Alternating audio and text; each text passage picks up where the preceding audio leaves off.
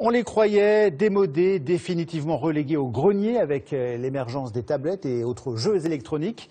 Mais les jeux de société ont toujours la cote. 15 millions de boîtes vendues chaque année en France. La plupart ces prochaines semaines pour les fêtes de Noël. Comment font-ils pour résister à la crise? Les explications d'Elisabeth de Pourquerie et Thomas Guéry. Donc, limitation de vitesse et véhicule prioritaire, ça marche ça?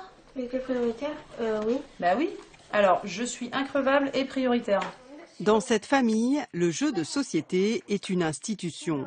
Le mille-bornes est le passe-temps favori et enfants comme adultes jouent aussi pour gagner.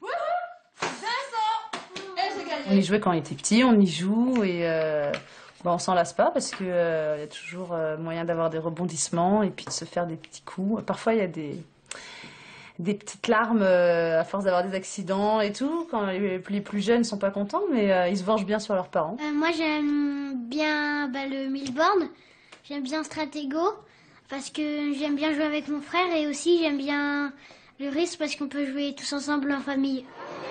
40% des Français affirment jouer en priorité aux jeux de société. Des divertissements indémodables, pour les professionnels, le succès est toujours là.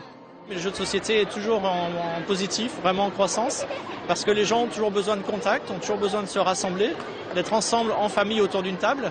Et il n'y a rien de tel qu'un jeu de société pour avoir ces sensations-là. Profitant du dynamisme des jeux de plateau, ce jeune inventeur lance cette année un nouveau concept plein d'avenir. J'ai décidé de créer une start-up qui pouvait permettre à tout le monde d'apprendre facilement n'importe quelle langue en s'amusant. Avec un jeu en fait en famille ou entre amis, donc en quelques parties vous assimilez des centaines de mots ou de phrases en fait dans la langue de votre choix. Un rabbit, vous savez pas ce que c'est un rabbit? C'est quoi? Ouais, super, tiens, une pièce d'or pour toi. Ensuite, un lapin. Le jeu, un moment de convivialité en famille transmis par les parents et les grands-parents.